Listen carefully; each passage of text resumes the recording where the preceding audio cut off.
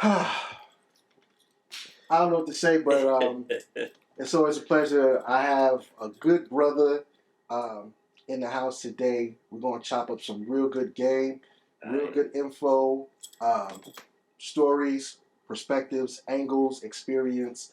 Um, a fellow New York native, but Bronx rival. You know what I'm saying? A fellow hip hop connoisseur. A VSU alum. True story. I'll also say salute and thank you for your service as a U.S. Marine. Absolutely. And if I had a chef's hat on, I'd take it off. But I don't. You know what I'm saying? I'd like to introduce everybody to my man, my brother, friend, colleague, Chef Henry Duddley. What's up, brother? Thank How you. You feeling? I'm chilling. Someone happy said, to be here. Yeah. Finally, right? Yes. We've been manifesting this for a minute, so. That's right. You know what I mean? So glad to get you here. We're gonna have some good conversation. Right. We've been texting and phone calling back and forth behind the scenes on a lot of things. But briefly, you know what I'm saying, just tell the people a little bit about yourself. What growing up in the Bronx and Oh man, where do I start? So I'm an '80s baby. I think that's '80s baby, right? 71. Mm-hmm. So I was born and raised in the Bronx, West Bronx to be exact. I was born in Mount Sinai Hospital in New York. We lived on the Grand Concourse, and then we moved to 1600 Cedric Avenue. Okay. Right next door across the park is 1520 Cedric Avenue, birthplace hip hop. Mm-hmm. You know what I'm saying? I was there till I was about 6 years old, and then 6 or 7. Then we moved into River Park Towers. So that's kind of where I grew up at. River Park Towers at the time. That's where you wanted to be at if you lived on that side. Mm-hmm. It's kind of like how Co-op City was. You know what I mean? That was like the luxury place to live in the Bronx at the time. Wow. You know what I'm saying? It was a complex. They didn't want to call it the projects. Okay. Type shit. You know what I'm saying? Right. So I grew up there, went to junior high school there, 3 years of high school in New York, 89. My family moved to Virginia that summer, so I did the summer in Virginia and then came back to New York and then came back, finished my senior year of high school in Virginia. And then from there, I wound up going to Virginia State University from there, and that was it. You know what I'm saying? So growing up in the Bronx was dope. But at that time, hip-hop was jumping. We didn't even know what it was. It was like, but I felt like it was theirs. That's what it was supposed to do. Right. It's supposed to be there. My junior high school experience was what I think shaped me. I went to it was like more of an arts type of junior high school in the Bronx, 229. You can go one way or another. You can go artsy or you can go, you know what I'm saying, like fully scholastic. You can go vocational. It was crazy. It was like you could go any direction. And I was more of like the creative kid. Like, you know what I'm saying? I was in band. I played the trumpet in the band. You know what I'm saying? I had in the art clubs and all that stuff. Like I won an award in junior high school. And Mayor Koch gave me an award for like a art contest. So I was always kind of like a cool kid. Maybe artsy's not the right word, but we were into artisticness and like, then break dancing and all that stuff came out. So. How has the culinary landscape, evolved or changed in your view for Black culinarians? Good question. Like you said, I learned restaurant business from Italian. I learned the technique in the American culinary thing. I learned that, and that was French influence, right? So most people are French culinarily trained in the U.S. I learned how to cook from my grandmother. You understand what I'm saying? I got the seasoning and all the flair from my grandmother. When I came through the industry, I got my first job. I followed that chef into New York, and Can I say the name of the place I worked at? And he was a chef at the All Star Cafe in New York. You know what I'm saying? And I followed him. And after I finished my school and I followed him, that was my first like supervisory job, my first sous chef job. You know what I'm saying? And then he wound up like uh, burning out, and you know what I mean, a whole lot of shit happened with him. And from there, I went into other restaurants around the city, got like a steakhouse, like so I learned. I cooked around a lot of white boys, and you know what I'm saying, in different types of uh, ethnicities in New York City. You know what I mean? Like the kitchen was like, you know, the chef was white, the sous chef was white, the supervisor was white. You know what I'm saying? Half the cooks were like black. There was a couple of cooks that was probably Haitian. There was probably a couple of Spanish people in the prep kitchen. You know what I'm saying? Led by a white chef. You know what I'm saying? And the dishwashers was like Haitian or African. You know what I'm saying? Wow. So with that being said, early on, I never seen any like black executive chefs. This is my experience. Somebody could say something totally different. And real quick, for those that are watching that may not understand terminology, executive chef, what does that mean or entail? In the restaurant world, in the corporate world of cooking, or even if you know you have a small restaurant or whatever, there's a hierarchy of chefs. So the executive chef is the top chef, and depending on the size of the business or the size of the job or the scope of the job, you know, that executive chef will have different responsibilities, you know what I'm saying, in terms of scope and in terms of scale. Gotcha. You feel me? You could be an executive chef for a small company and you're still the guy on the line cooking every day and you ordering the food and you do this and you do that.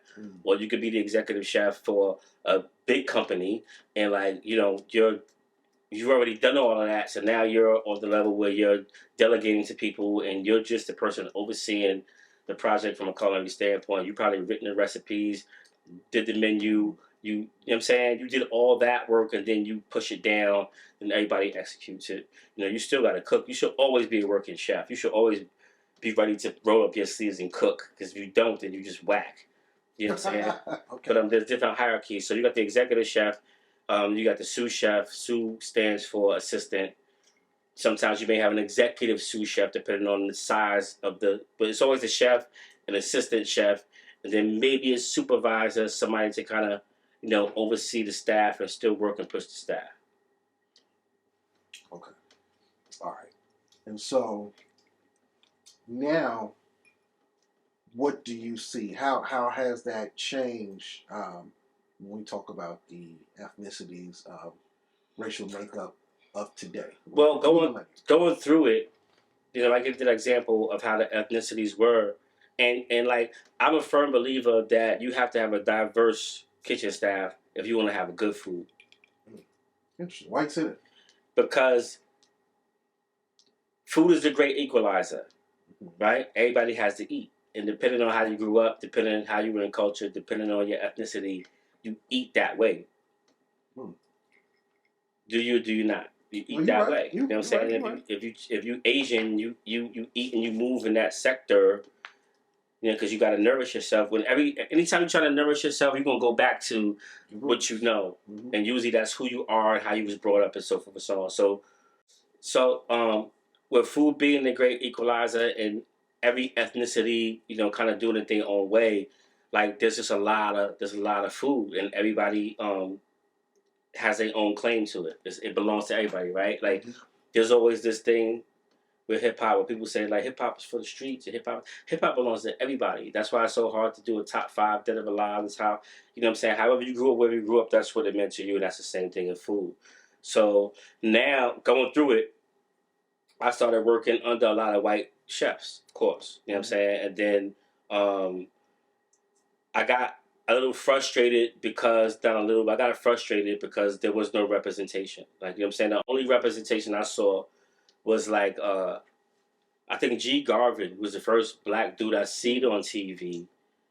And like, you know, most black dudes like, that was that nigga. You know what I'm saying? I mean, he was doing the thing, and back then it was you know, and The only person I saw really of color at that time for me was going through the ranks was like Marcus Samuelson at Aqua V. He wasn't an executive chef yet, but he had a name. You know, then you had the Melbas and all that stuff in Harlem or whatever, but it wasn't like a lot of like black corporate representation in terms of like restaurants and so on. So it was always like white dudes. So I got frustrated and I got an opportunity to go into like cruises, like harbor cruises and then hotels. So I traveled a lot and I've cooked a lot of different food in a lot of different places. And I have a different perspective. I think I have a wholesome perspective of being a culinarian. Um, when I came back to restaurants, it was all Latino. Hmm. Interesting. It was all Latino. Like, imagine like you in the restaurant industry and these are the people who are doing this like black, but the black was like black and West Indian and African and Haitian and you understand what I'm saying? And then I went into hotels and cruise lines and had to come back after what was that shit? The crash. It's like 2008 when the market crashed. Oh yeah, the housing bubble. All that shit. So that's when I went back to restaurants because like the hotel industry and everything dried up for a while. It was all Latinos and they was killing it. They was crushing that shit. Like they was murdering it. And I have such a like there's two groups of people that I love how they cook, and that's Asians and that's Latinos. You know what I'm saying? I think we're going to get to that because I have a question about that. Okay. But continue what you're saying. So when I came back into the restaurant game, it was pretty much Latino. Like they held a stronghold in the industry. You know what I'm saying? No disrespect. They was willing to work harder. They was trying to they had a different sense of food. They had different hands. Like they was doing their thing. You know what I mean? So I didn't see a lot of black cooks I know kind of went and did other things. Okay, so the black cooks, do you know what a lot of them went off to do? Was it like, I'm just gonna start my own little my own restaurant, or a couple did here and there, but they just looked at different career options. You know what I'm saying? I think as a people, sometimes we be like, yo, fuck that. I don't work this hard. Gotcha. I don't do all this shit. And I felt that. You know what I'm saying? I felt the same shit too. I didn't feel appreciated in that game. You know what I'm saying? I didn't feel appreciated at all. I was trying to go as far as I was gonna go. If I was committing my life to being in this culinary shit, like I didn't want to be held back by who I was. There's a big misconception. Like I said, food is a great equalizer, right? So every nationality, ethnicity does it their way. So they all have prejudices. So me trying to sometimes, early on trying to get a chef job, they look at you like, well, he probably only know how to do a certain kind of cuisine. You know what I'm saying? The same way they prejudge you. So like prejudice to me is like you're just ignorant and you don't understand. You're making a judgment of me because you don't understand my travel. You feel me? Whereas racism is I hate you because I don't understand your travel. Right. You're an example, not an experience. Right. You know what I'm saying? You know what I'm saying? So I felt like I didn't feel appreciated in it at all. So this takes me now, because this, I have these questions in my head. I haven't written down, but I have them in my head too. I'm shuffling them around based off of what you're giving me. You're talking about this burnout. I mean, you mentioned about a prior chef that had some influence on you that also went through this burnout. Talk to me about this chef burnout and also the emotional, psychological, I don't want to say trauma, but the stressors that chefs go through, the substance abuse that occurs in the industry to kind of sustain yourself, whether it's alcoholism, other illicit drugs, the the stress. Even your favorite chef, Anthony Bourdain, he died by was a suicide, correct? Tell me from your experience, whether it's from things that you've had to deal with personally or friends that you know in the industry. What is that like? What are the stresses that bring you to that point? So to be, and I'm speaking from a restaurant chef standpoint. I'm not speaking from like a caterer or anything like that. I'm speaking from like a restaurant guy. Okay. You know what I'm saying? When I say that, I worked in restaurants, worked in hotels, I worked in like big boxes. It's super stressful. It's always been stressful. You understand what I'm saying? When you go out to work, I mean not to work. When you go out from a social standpoint, maybe you go out on a date, maybe you're going to meet some friends or whatever. You're going to go somewhere that's in a social environment, and you're going to sit down and you're going to have a drink. You're probably going to have a meal, right? Back in the '90s, like there was a wall. Like you go into a restaurant, like you don't know what's going on. You understand what I'm saying? Like you order your food and your expectation. This is an experience. Like you're gonna get your food. You don't know what happened in between. You understand what I'm saying? A lot of these people in the restaurant industry are very. I don't want to use the word broken, but it takes a hardcore motherfucker to work in that shit. You know what I'm saying? To work 10 to 12 hours a day, satisfying people. You know what I mean? And people not knowing what's going on. Like I don't work with people. I love everybody that I work with because they all like blue collar and like, you know what I mean, they about the business and shit like that, and they work hard. They sacrifice their time away from their families and everything else, and a lot of them don't deal with. A lot of them come from broken situations. You feel me? Like who else but a very very inspired person or a very very broken person who's just used to trauma can work in certain environments, right? So imagine if you were the person that had to work in an environment that's 12 to 14 hours a day, hot, constantly moving or whatever behind a door, and nobody knows who you are, and like you putting out 300-400 meals a night and getting shit back, and people saying I don't like this and you gotta change it or whatever. So that takes a different type of person to do that. That's a person with a sense of service, but also a little bugged the fuck out. You know what I'm saying? So they're going through some shit, and they you know what I mean, and maybe that might be their therapy and their testimony or whatever. At least that's what it was for me. So I saw a lot of people come through the industry with a lot of different issues, whether it be alcoholism or drug addiction or gambling, stuff like that, because you always out trying to please somebody else. And you got to do it like this. And there's no, like, I always say that it's a thankless job sometimes. You know what I'm saying? Because people want what they want. It's about experience. So I take it seriously because if somebody comes to my establishment and they're like, yo, this is such and such's 50th birthday party. It got to be dope. You know why? Because they're going to always reference me to their 50th. You only get one 50th birthday party. That's true. You understand what I'm saying? So I'm going to forever be attached to this experience, whether positive or negative. So how much stress is that? So then you wonder why people in the industry have so many issues and have so many vices and go through so much shit. So yeah, I get it. I understand. Even working in my field, it can be very demanding at times, and fast pace, high stress, high intensity, like you said, and this is also like you said, the time frame. It's like people when they come to dine, they expect plates to be made timely.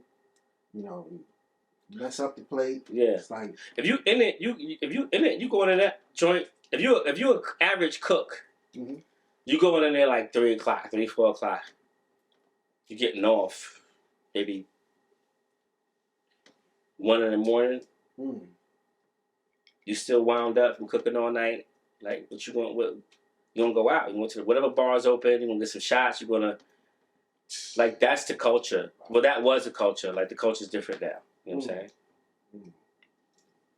But I had a guy who I hired and trained and everything, and then um, I left, got on the job, and like 6 months later, like he killed himself at the job that I left him at. Like I gotta go. Job. I mean, not at the job, but like he killed himself because of the stress of the job. You know what I'm saying?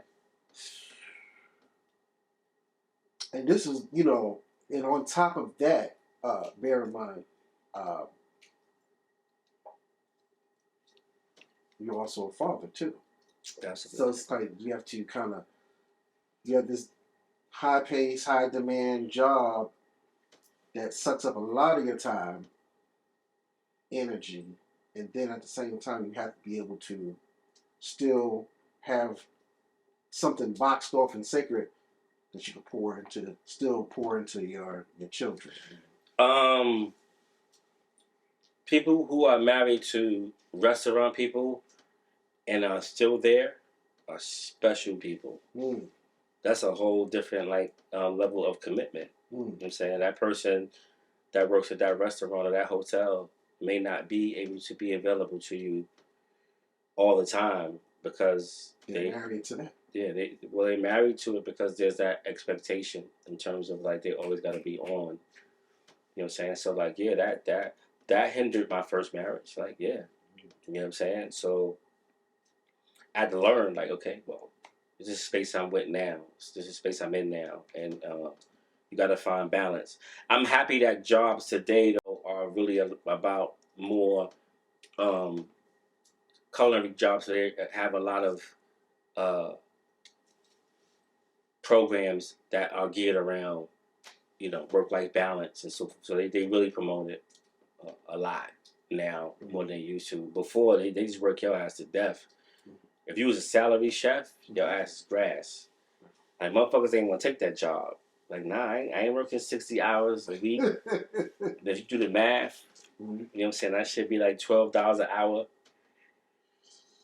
That shit was crazy, but wow.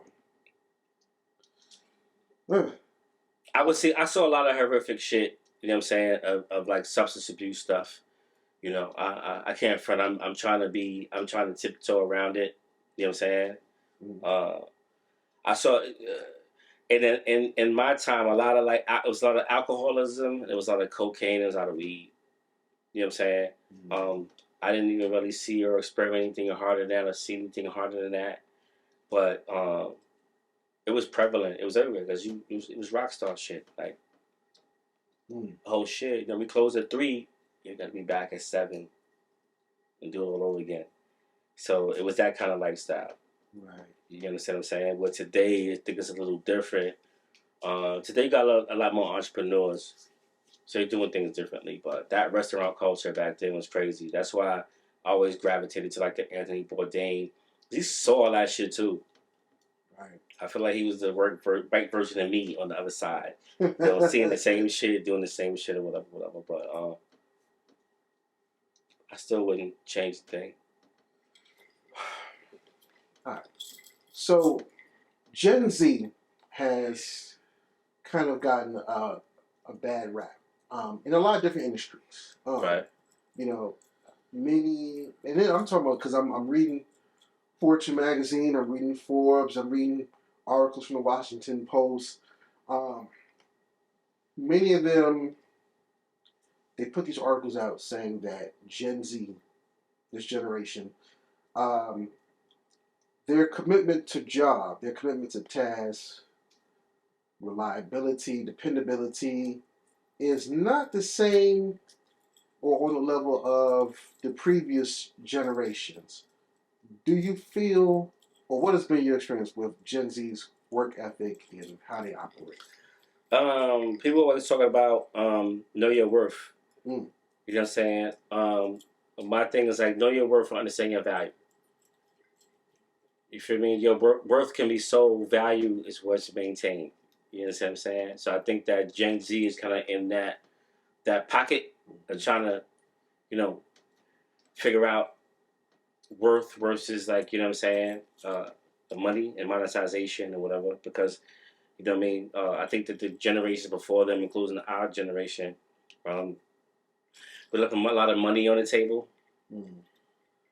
And they're like, nah, sustainability. Us leaving a lot of money on the table probably kind of left them feeling like, they went into a certain degree of survivor mode from an intellectual and analytical standpoint that we didn't even understand. You feel me? So that's what I think that they are, how they moving. Mm-hmm. That don't mean it's all good. You know what I'm saying? There's a perception of work ethics that is that question with them because from our generation we used to like you get up and you work, you get an honest day's job, honest day's paid for an honest day's job. Right. As a chef, I was like, okay, I saw people that go to work 10, 12, 14 hours a day, like, you know what I'm saying? And they just not on that. They like, how can we get to it faster? They social media age. They grew up with that shit.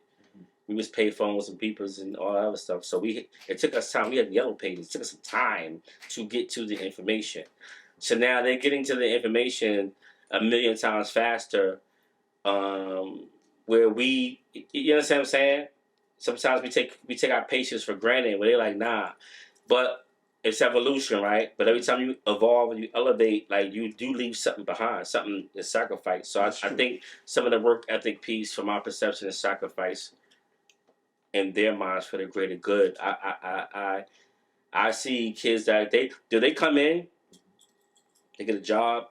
They want to be, what are you gonna do in 5 years? I want to be a regional district manager. You know what I'm saying? And then like, they work for 6 months and then they quit, they ghost you. Mm-hmm. And then you see them on Instagram somewhere and it was like, oh, we're in the Bahamas. They was working just to get that money for that trip. Right. You understand what I'm saying? They're different. They're not looking to get married. They're not looking to have no kids. They're not looking for that. You know what I mean? They want the now. They have a self-preservation chip that nobody else has. Mm-hmm. And I just hope that they realize that the in-betweens, you can't fake consistency. You know what I'm saying? Can't fake consistency. Sometimes it's not about the it's more about the journey than the destination. Okay. You mentioned social media. One of the questions I had. Social media, whether we're talking TikTok, Facebook, Twitter X, Instagram, it allows everybody to have a voice in a microphone. And with that said, do you feel that social media has led to a bastardization of the culinary culture and craft? Because there's a lot of things I see sometimes on social media and I'm like, I cringe, like, ooh, this is, Social media did a great job for the culinary industry as a whole. But you got pockets, right? So prior to social media, and prior to marketing and social marketing and visualization and all that other shit and monetization, it's kind of like the chefs were like the rock stars, right? So whatever they did, you sit down and take this. The experience was like, boom. You know what I'm saying? This motherfucker's still out here doing liquid nitrogen shit, all that type of shit. But you didn't know. You know what I'm saying? That person down didn't know what it took to make that steak or what it took to make that lobster or whatever. And you didn't have a picture into everybody's household to see what the grandparents were doing or whatever. So you was just taking the chef's word for it. You know what I'm saying? And like, do I think that our word for it is right? Yes. But I understand the when something is kind of overexploited, how people they gravitate to it as their own. So I say a lot to say. Social media, from a culinary standpoint, made people feel like they could just put chef in front of their name, and then it's like because somebody told them that they can cook a plate good. They can cook a great plate. You know what I mean? Can you make that 350 times over, same taste, same temperature, same texture, same garnish, everything. Like, everybody doesn't have that. You know what I mean? Like I said to you before, it's like you have to have some instinct in this. Even before you go to culinary school, you can't go to mechanic school and not know how to. You know what I'm saying? A math major doesn't go to school for math because they're weak at math. Right. You get what I'm saying? There's some type of inclination to something. They get it. People gravitate to what their instinct is. I love the fact that social media put culinary arts on the map because there was a visualization, right? People want to see it. They're like, oh my God, it looks great, or whatever. I just feel like the art is not there anymore. The artists aren't, you know what I mean? Like, culinary arts. Like, it's an art. So what's missing? I mean, like, people will say, "Oh, this is social media," and some people say that's art. Look at how they're drizzling all this, and people, a lot of people put on these bells and whistles on their channels and pages. They say that what's that shit that's saying? Turn your profit into your turn your passion into your profit. Mm-hmm. And that's what we got going on. Monetized. And it's okay to get paid for it, but like, did Basquiat worry about what he was getting, or did he just keep producing the original shit? And now his shit is worth, like, you understand what I'm saying? Like, we do pop-ups and shit all the time. I do it or whatever. But then, like, Jay does the ultimate pop-up at the Brooklyn Library and doesn't charge no fucking body. And gave out fucking free, I don't know if it's free, I'm sorry. And gave out library cards. I'm sure he made a fucking rip-off of that shit. You understand what I'm saying? But, like, we sell everything. We sell everything. You know what I mean? COVID came, we were selling everything.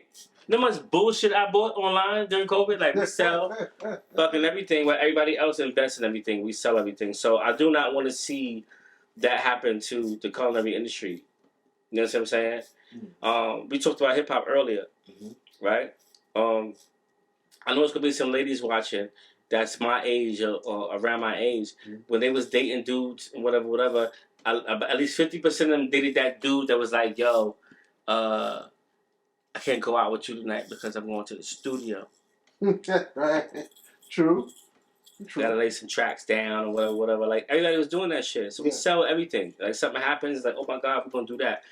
You know what I mean? The social media allowed the hustler to penetrate the culinary industry. And there's nothing wrong with hustling. It's just like, it took away a little bit from the art. You know what I'm saying? It took a little away from the discipline. I think that at the end of the day, like, even with black chefs, like, you should want to cook or learn how to cook other disciplines and other cuisines. Yeah. It's going to help you with our own cuisine and broaden it. You know what I'm saying? But we get stubborn. Like, yo, like, there's fried chicken in a lot of different cultures. You know what I'm saying? And I'm totally for, my projects. I'm totally for, Black Food Matters. Like, I was Black Food Matters all day long. Sure. But we should be able to, as black chefs, not be stubborn enough to say, like, I don't want to, I got to learn how to cook Asian food. I got to learn how to cook this and how to cook Spanish food and Latino and so forth and so on, because it broadens your mind. It broadens your shit. Just like, people always say, like, yo, oh my God, trigonometry, algebra, like, how the fuck, it's not going to help me in my life. You know what I'm saying? It broadens your mind and it opens up different spaces in your mind to understand shit. The same thing with culinary. Like, so if you're a black person, you got an opportunity to learn Asian cuisine, learn that shit. They have different disciplines. I love Asian cuisine. They have disciplines that I apply to my shit. Right. You know what I'm saying? Yeah. I mean, we great at frying chicken. You know what I'm saying? But you got to fry chicken at certain degrees to, you know what I'm saying? What I was to get a certain type of quality out of that from a restaurant and perspective. So, that ties into the conversation that we was having about culinary school. Like this generation, like this is their culinary school. YouTube and you know what I'm saying? Which is cool because culinary schools now ain't shit. They all for profit. They ain't teaching you shit. Wow. They ain't teaching you shit. I hire kids all the time. I call into school. I'm like, yo, what the fuck? You don't know how to do this? I've never heard of that. I've never heard of 5 other sauces. I've never heard of this. You know what I mean? They go in there, they learn how to make a couple of things. They give them a sanitation certificate and they move them on. Wow. That's interesting. Yeah. So they're running a hustle on these kids. So I say all of this to say, like, I represent the era of going to culinary school. Mm-hmm. You understand what I'm saying? And saying, like, yo, you got to go to culinary school to be a chef. Right. But being in the industry, I saw the evolution. I saw the transition of people seeing it on this media and that media and instinctively. But then there's a lot of trash, too. Like, there's a lot of trash. It's a lot of trash out there. You feel me? That whole thing I gave you with like, yo, in the 90s, everybody was going to the studio because it was a hustle. Yeah. These motherfuckers didn't know how to rap. They was like, yo, it's a hustle. And then what happened? All the hustlers came in and we got a whole bunch of fucked up hip hop for a long time, right? Nothing was conscious anymore. Like, everybody took advantage of us. It's the same shit that happened, especially after COVID. During COVID, everybody was cooking. And I get it. I get it. If your grandma, and they say your grandma fried chicken and you sold that shit during COVID, I get it. But a lot of them is, they back at the post office. They back at whatever company they work for. Yeah. And then the true culinarians are left with the aftermath of some of that sometimes. You know what I'm saying? That is, like I said, bro, you toss some good points to questions that I have. Question I had was, I called it disaster dining, right? Disaster dining. Mm-hmm. And I say it particularly for you because you've been a chef from the early 90s all the way up to now. And you've lived and worked through many disasters. You've worked through 9/11, and you've seen the disaster. You were in New York in 9/11. You, when Katrina hit, you were down in New Orleans. And then you chef through COVID. Disaster dining. Chef Henry, what is disaster dining like from the chef's perspective? And there's so many different angles. It's almost like a Rubik's Cube, like, you know, from supply chain shortage to food prices going crazy to lack of customers. In COVID, you know, they cut the dining down, then slowly they pieced it back to, like, you know, well, if there's this amount of distancing, you know, if they can dine on the sidewalk and all of this, to limited employees, you know, what chefing through disaster, being an executive chef through a disaster, employment, man, what from 9/11 to Katrina to COVID, what the fuck was that like? 9/11 was crazy because I worked, I was the executive chef for a harbor cruise line in New York City where we had boats that go around the city and we fed people, whether it be dinners and weddings or whatever, sightseeing. And that day, I got up, I was late to work. You know what I'm saying? And I made the decision of taking one train over the other based off of price and how fast it was going to get me there. So I was late. So when I got to work, I worked on 12th Avenue in New York City, and I would say at least 20 blocks from I was in Chelsea Piers. So I was at least like 20 blocks, maybe. Don't quote me on that. From World Trade Center. Mm-hmm. So I got to the building. I saw the first plane hit. Then I saw the second plane hit, and like, the boats that I worked on, we started like moving people from New York to New Jersey, like loading people up, getting on a boat, dropping them over, come back and forth, whatever.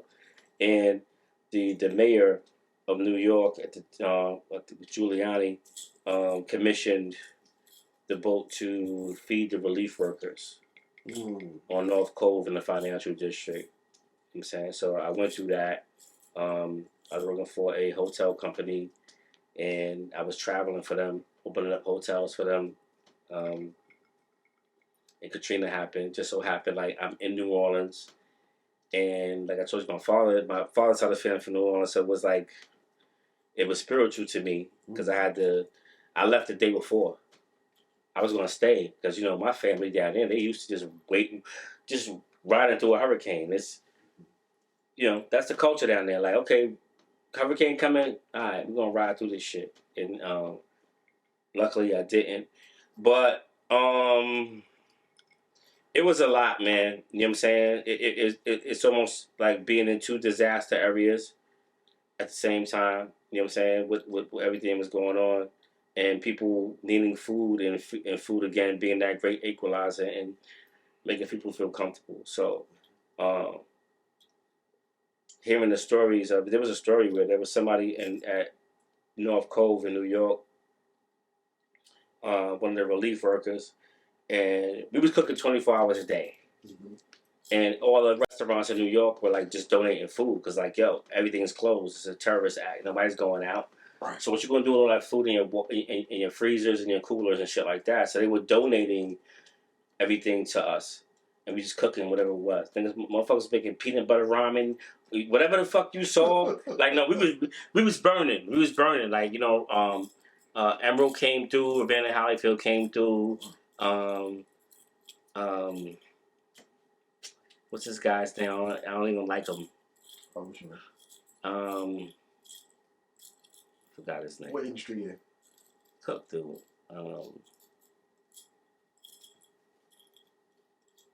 He's a chef or Bobby Flay. Oh, Bobby Flay. Okay. Emerald, Bobby Flay, Hollyfield, they all came through. The cook orders and stuff like that. Bobby Flay was on some bullshit, but he didn't want to be there. Like, whatever. And like, I was talking to somebody who was out doing the relief work, and they said the dog started barking, and they went to like this pile of rubble, and they saw it was grabbing the rocks, and they saw a face. Said, "Oh shit!" And then they said they went to grab the person, and it was just the face. It was just that person's face in the gravel. Oh. So these people we are feeding. This is their only sense of comfort. Like, they eating food and like, yo, this is what happened. You know what I'm saying? When I went to New Orleans, after I was there right before Katrina. They made me leave. I left. I went to Oklahoma City and sat in Oklahoma City.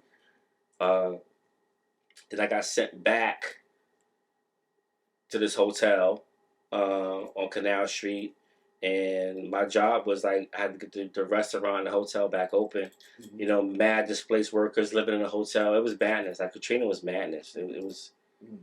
It was a lot of shit. Like, it was probably some of the worst shit I've seen in terms of like just suffering and violence in the United States. Mm-hmm. You know what I'm saying? But I took it personal because that's where my family is from. You know what I'm saying? So. I wound up staying there. I stayed there like 3 years, and I reopened the hotel, and I was the executive chef there for a couple of years, and that was like. This is post Katrina? Yeah, that was like a complete circle for me because like my family's from New Orleans, and you know what I'm saying. And for me to have been an executive chef in New Orleans post Katrina, was dope for me. You know what I'm saying. That's one of the things I'm gonna take to the grave. Like, yo, I did that. I'm pretty sure your grandma was with you too. Oh yeah, I know she was with me. I know she was loving it. You know what I'm saying? I know that she got. I think she got a kick out of that shit. To be Look at my baby. real honest. So yeah, but to answer your question, like one of the people that I really admire is Jose Andres, because he's everywhere. Any disaster, anything. Yes. Our job as chefs is to feed the people. Mm-hmm. And I know sometimes that sounds holistic, and it sounds, being like, oh my God, you ain't trying to get money. Yeah, like I need to feed my family just like everybody else. But like, who's gonna feed the world? Who's gonna feed the people? When the shit, you know what I'm saying? When COVID happened, you know what I'm saying? I was to my lady like, yo, what we gonna do? And I'm like, yo, I'm gonna feed the people. Mm. People need to eat. People need to understand that everything's gonna be okay. It's comforting. That's why they call it comfort food. Right. It's comforting. It makes you feel like, okay, now I can take a minute to look around and kind of like get my shit together. So when I look at food and look at cooking and being a chef, like, that's why I do it. I'm gonna find a way to make $1 out of it, of course. I'm gonna make sure that I take care of my family, of course, but I'm not a hustler on that level. Mm-hmm. You know what I'm saying? The hustle, the money gonna come. The money come with that shit. Mm-hmm. But do I have to do it like this? All that brand shit, like, I understand brands, like, mm-hmm. But a brand is a promise. That's a brand. What's a brand? A brand is a promise, right? True. When you buy a soda and you see that Pepsi logo, that's a promise to you that when you pop that cap, it's going to taste like that. Brand names. You can guarantee it, like the chairman of General Mills. Absolutely. You understand what I'm saying? And so my shit is like, yo, are we really branding? Mm-hmm. Brands sell themselves. So let's go back to, we sell everything. You know what I'm saying? Right. We don't invest in anything. We sell everything. Do you feel like COVID reset the culinary industry at all, or it definitely reset it? Mm. It reset it because it was an influx of a new ideology of culinary. There was a clash. So you got the old school that they call, and you got the new school. You know what I'm saying? You got the guys that's been doing this shit for a long time and understand it, and you got the guys that are like, yo, fuck that. I'm a chef. I'm a hustler. Get this money. So there's that. It's just like hip hop. Same shit. You know what I'm saying? Mm-hmm. Mm-hmm. Are you going to over monetize it, or are you going to really do art? Right. You know what I'm saying? So it goes back to, are you looking at value? Or are you looking at worth? Worth can be sold. It's worth something. Mm-hmm. Mm-hmm. Mm-hmm. You know what I'm saying? Valuation is different. Correct. Anytime you have a conversation, a business conversation that entails valuation of something, it's different. Yes. It's going to take a long time for that check to get cut because but what's the real true value? What's the long-term value of it? Mm-hmm. And I think there's some dope people out there still right now. Chef Rock, you know what I mean? Kwame is I think he's a prodigy, you know what I'm saying? Like Kimberly Van Clyne, like all my peoples, like, Prophet, like I think that there's some real great culinary people right now, but we like holding on and just doing our shit and waiting for this wave to pass. You feel me? It's like hip hop. Like, I hate it when hip hop turned into like, yo, I'm not a rapper, I'm a hustler. Right. That's the same shit that's happening here. But it'll even itself out. So what would you change about the industry now? If you could change, if you were the wizard behind the curtain and controlling everything, pulling levers, pushing buttons, what would you change about the culinary industry?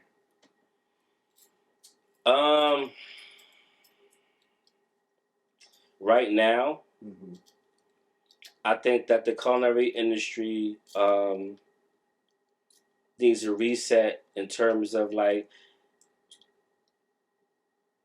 I can only speak for the United States and where I live and where I work. Our eating habits are fucked up.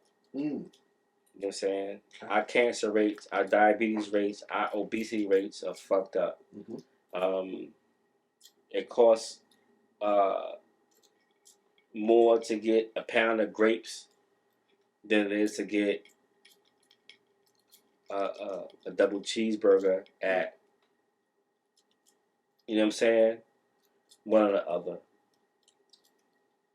I think that we're so in the space of sell, sell, sell, make money, make money, make money, get it now before it's all gone, that we don't really understand the big picture.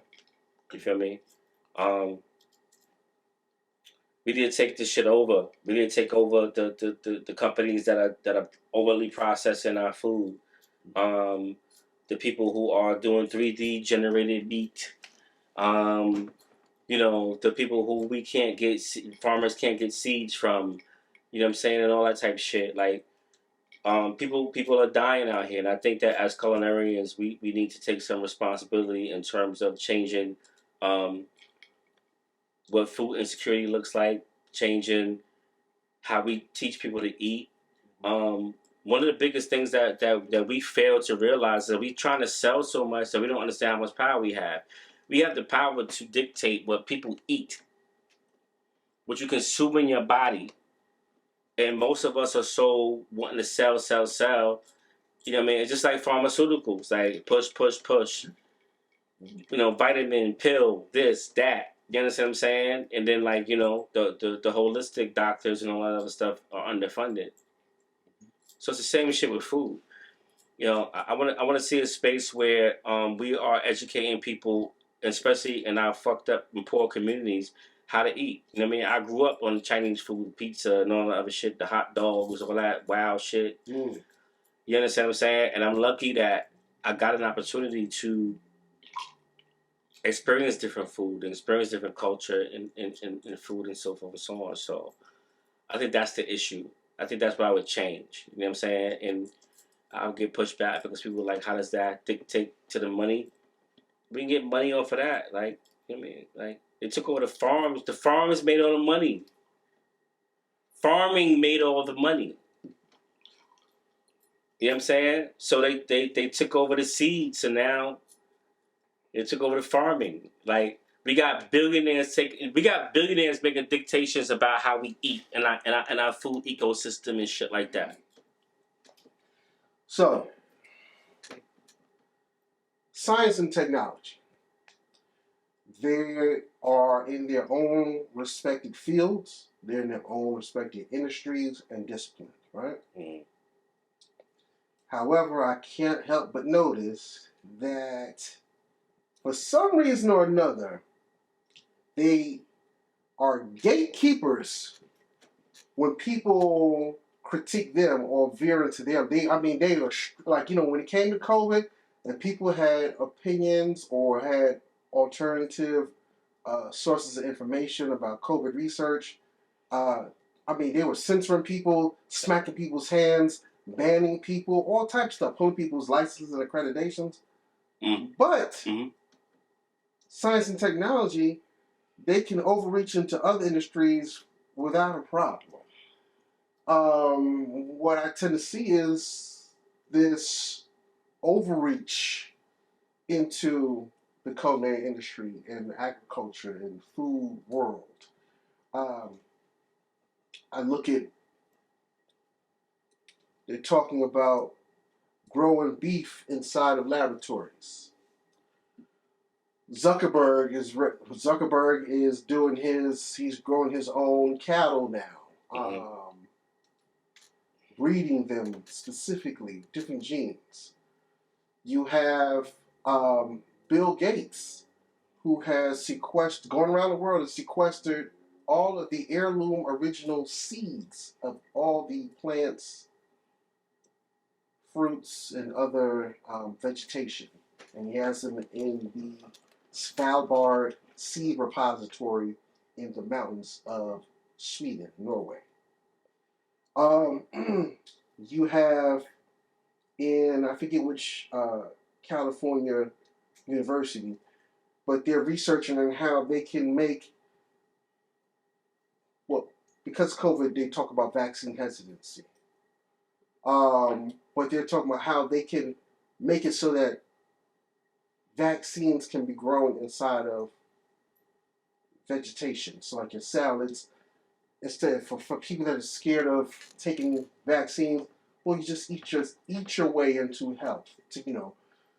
What as a chef, as somebody that is a gatekeeper for the culinary industry, I understand. Let thy food be thy medicine.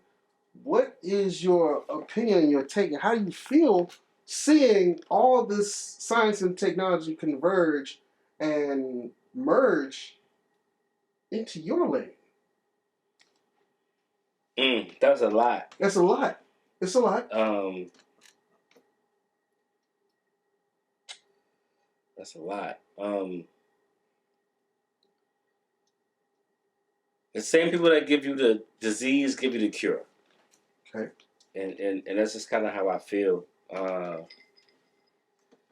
I think that the culinary industry is compromised right now. I think it's been compromised for a long time, but we never called it we never called it being compromised, because we all benefited off of big business, off of fast food chains, off of companies that mass produce shit. You understand what I'm saying? And I think it's just another level of it. It's fucked up, like that. People who I take pride in being a chef, because one of the things I take pride in is that I feed you, I nourish you. I'm the person that makes sure that you have enough nourishment in your body to get up the next day. No matter how healthy I make it, no matter how upscale I make it, or whatever, the integrity piece of me is try to make sure that you eat good food.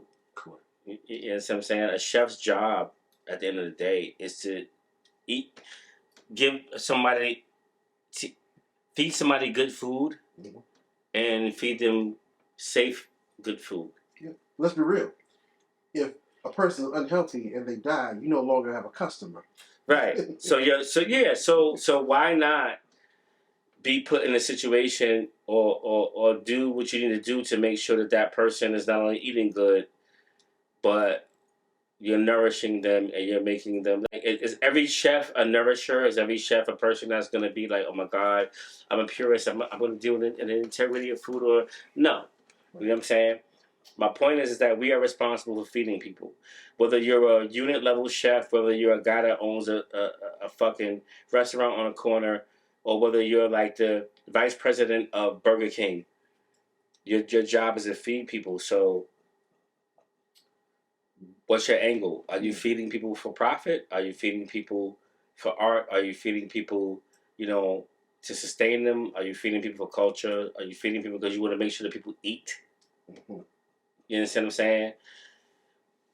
Well, as a country, we give hundreds of billions of dollars, and don't quote me on that, but we give a lot of money to other countries for humanitarian aid.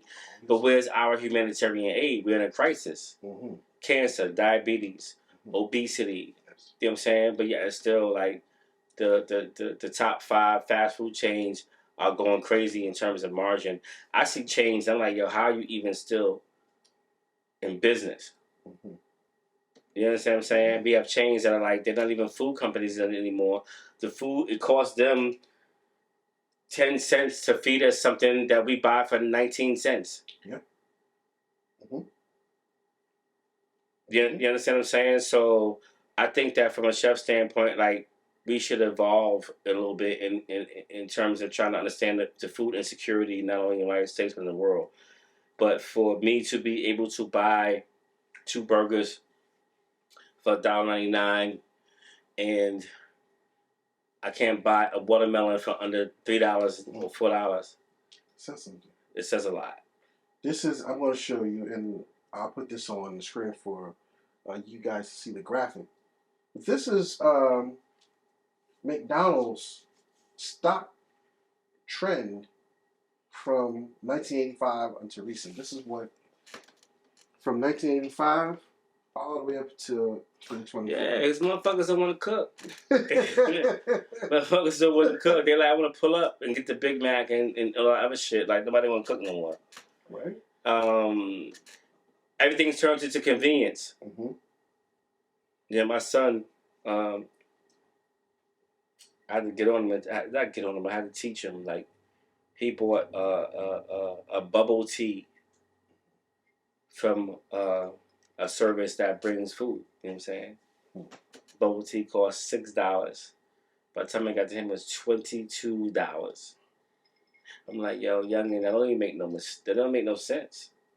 It was $6. And by the time I got to you with the taxes and the delivery charges and all that shit, so we pay 2/3 for convenience. That's right. That's right. Pay 2/3 for convenience because nobody want to cook them one. Damn, all right, so I'm not gonna go there just yet because you. I have a feeling, I don't know how you're doing it. It's like you're reading my mind, and I'm like, but I'm not going to go there just yet. Damn. But getting back to science and technology. Okay. How do you feel these encroachments on the food? Do you feel it compromises the integrity? And the thing is also is this.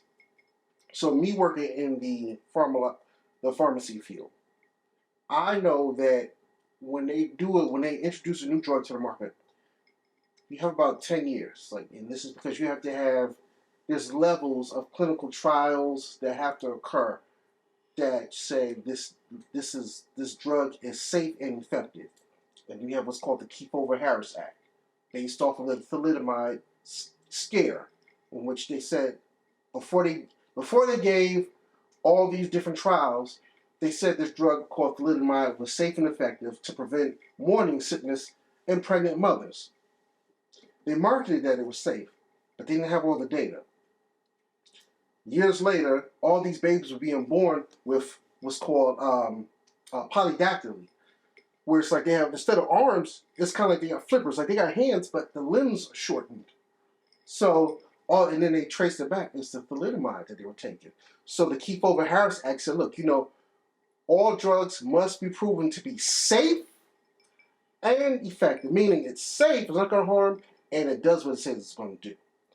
So now, bringing it back to the culinary industry, we have companies, science companies, that are coming genetically modifying our foods.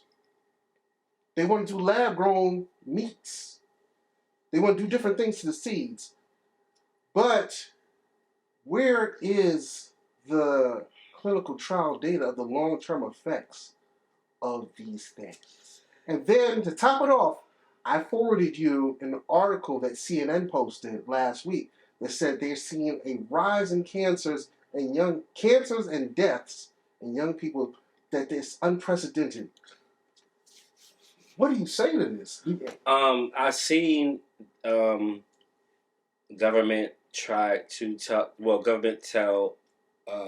the industry that it needed to put out nutritional value to those certain fast foods or whatever. Like you gotta be able to tell what the nutritional value of something is before it's selling. I've seen companies shift on that and try to get around it. Mm-hmm. I've never seen in my career in working for the companies that I've worked for, doing the things I've done, anything that was like, yo, y'all shouldn't really eat this. Unless it was a recall, unless it was a trend. Mm-hmm. Veganism, vegetarianism, you know what I'm saying? Mm-hmm. Oh, we're going to go here because this is what we think but it was all about money. If there's a recall, like, yo, it's glass in this fucking pancake, then, yeah, we got to recall it, but that's about money. So everything is about the capitalism and that nature and not so much about, like, how do we feed the people in our country a healthy enough diet, and have a healthy enough option so that they can live long lives and they can continuously add to the financial system. And it's about big businesses making money. Mm-hmm. Mm-hmm. And where other countries are like, nah, we don't do that. Like, how could you how could you infiltrate the infrastructure of the farming system in a company? Exactly. Like, so if you look to a lot of European nations. Hold on. If your goal is to make sure the company is sustainable, the country is sustainable, and the farming, they're growing the lettuce and the cucumbers and the tomatoes and the lemons and all that stuff that God gave us. Correct. You understand what I'm saying? And now it's like, I got to get that shit at 10 times the price that I can get a double cheeseburger, and that patty is probably 30%. It's like 40% filler, and like, speak on it. That's a problem. The fast food industry is a novelty in other countries. Yeah. In our country, it's a staple. It's a way of life. Right. It's a way of life. So you wonder why everybody's dying of cancer. You wonder why the diabetes. You wonder why the obesity. You know what I mean? I don't want to get killed and I don't get assassinated tonight. I'm just fucking with you. Yeah, I understand. It's just like, yo, there's no rhyme or reason that where is the regulatory industries in the company in the country in terms of the food? Where is the FDA? Where's the USDA? Are they compromised? Like, and so to your point, there's a revolving door that a lot of people don't like to talk about, where you see a lot of people that are in corporate positions. They rotate. They may leave corporate and then they go into industry, and they'll serve on a board of directors or of that nature of a food company or a food brand or of a pharmaceutical company, and then they'll do a few years there and then they'll rotate back into the governmental position. So they get the governmental expertise, then they'll migrate to the private sector, the corporate sector.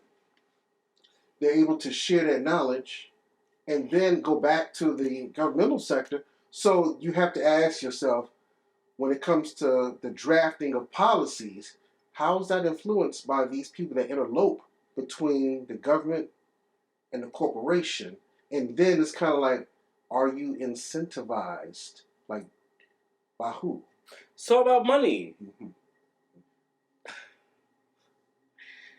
The American Cancer Society is the same people that invest in the companies that fuck up people's hearts. There's a link. There's always a link. You know what I'm saying? So everybody's talking to everybody. It's all about profit. It's all about money. It's not about sustainability. So even sustainability got monetized. Right. I say veganism got monetized. Mm-hmm. You know what I mean?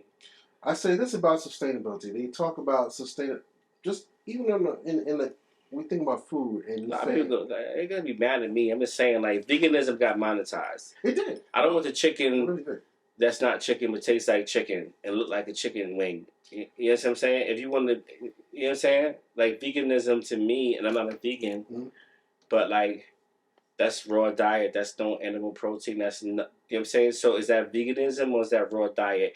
And I'm sorry, I don't know what camera, but like, you know what I'm saying? Maybe I don't understand, but like, if you want to be vegan, be raw vegan, just don't eat any animal protein. I see sometimes vegans eat a lot of processed shit. I want the burger that tastes like a burger, but it's not really a burger.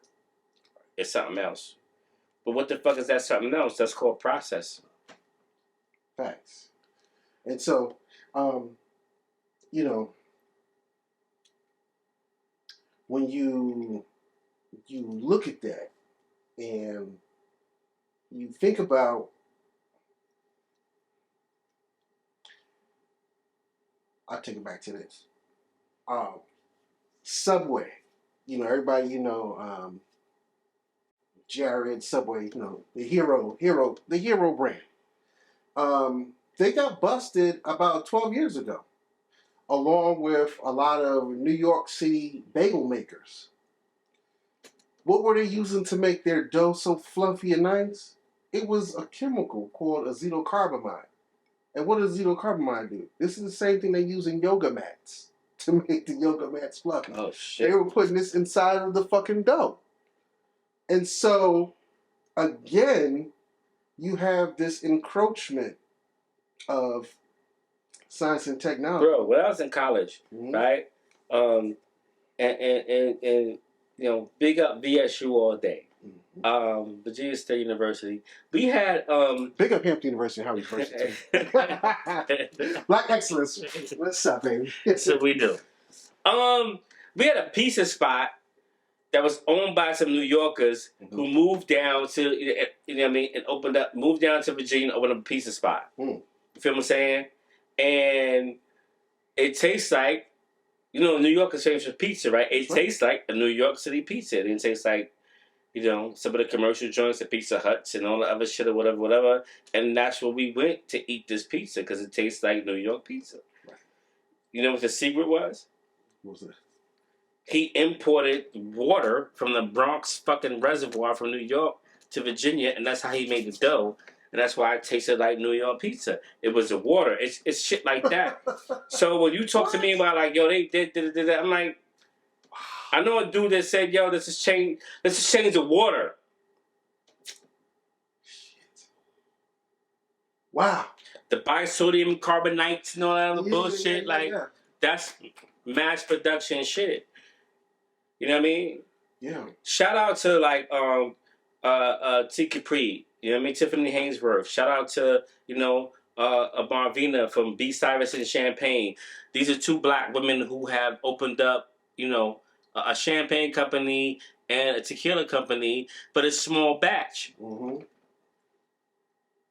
going to sell it, but we're going to sell it on our own terms. We're going to small batch it. We're not going, you know what I'm saying? You're going to only get it here. It's exclusive. And that's where I want us to go. I don't want us to go like, yo, sell. I know Earth Gotti said, you can't sell what you don't own. I get it. So let's get our business right. But we sell. We don't invest. So even in the culinary industry, we don't invest. Oh, yeah, yo, you make great fried chicken. You know what? I'm going to open up a fried chicken joint. No history, no, let me think about it, no.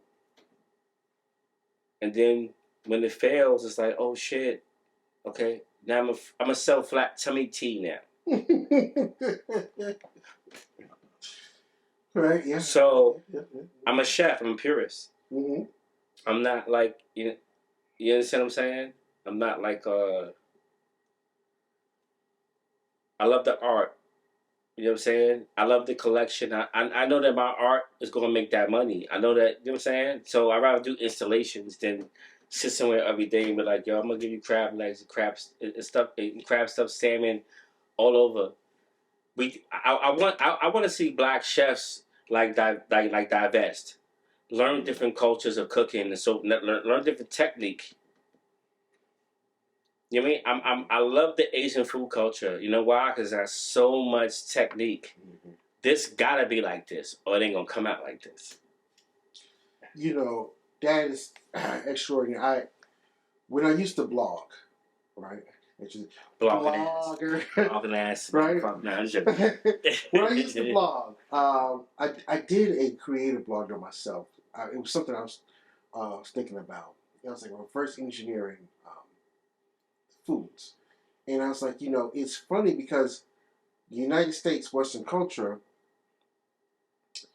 they have found a way to monetize every culture, food and cuisine, but it's corporately owned by white Americans. And so you look at it, it's like, you know, like Taco Bell, tacos, that's Mexican, right? Pizza Hut, that pizza is an Italian cuisine. Olive Garden, that's an Italian cuisine, right? Panda Express, that's Asian cuisine. we could go all around all the different countries. There is, westernized, Americanized, corporate version of that cuisine, making billions off of it annually, but it's white owned. But we're going to swagger jack your culture, cuisine, and we're going to do it. So it's kind of like, but to your point, why can't Black Americans learn from the various cultures, extract? We can learn. I think that we do learn, but there's also a degree of support that we need that we don't get. It's the same thing. From a culinary standpoint, it's the same thing that we went through with fucking education. It's the same thing we went through with getting jobs. It's the same thing we went through with everything. If you are a Black person and you're trying to get into a field, I always have this argument. Like the chef game is a male dominated game. No, it's a white male dominated game. Call it like it's supposed to be called. It's not a male dominated. It's a white male dominated game. True indeed. So it's not like, whether you a Black chef that you male or a Black chef that you female, it's the same struggle, but we just have so much division, right? You know what I'm saying? So we all fighting for the same shit. Because, white chefs always get the benefit of the doubt. Straight up. Where Black chefs are like, okay, is this nigga's gonna come fried chicken? Is she gonna, you understand what I'm saying? We never get the benefit of the doubt, so we work that much harder. Or even Black chefs, do they ever get the acclaim and the authority and notoriety? Like, for instance, what I say is, we know our Chef Emeralds. We know our Bobby Flays. We know our Anthony Bourdains. And I'm not taking anything from these guys. Each person earns their respect.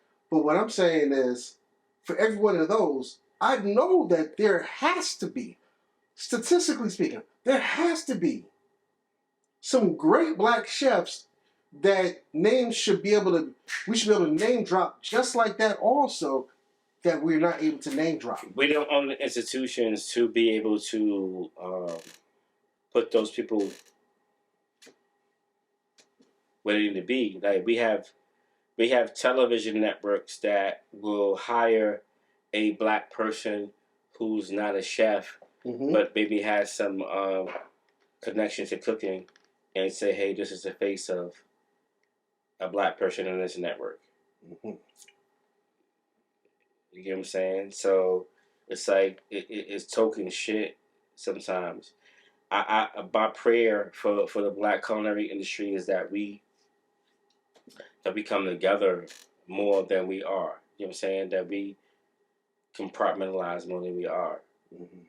It's our food, like, but there's so much division in it. Like, you know what I'm saying? It's so much division. I know chefs that are classically trained that can cook their ass off, and will only do this type of food, which is cool, and I get it, because as a chef, as a Black chef, you should be able to do different food. You feel me? But that's the one that's making them the money. That's one that's keeping them relevant, and so forth and so on. Like, from the art standpoint, are you really divesting? Are you really understanding different shit? Are you really able to cook for a client and cook different shit every day if you wanted to? Right.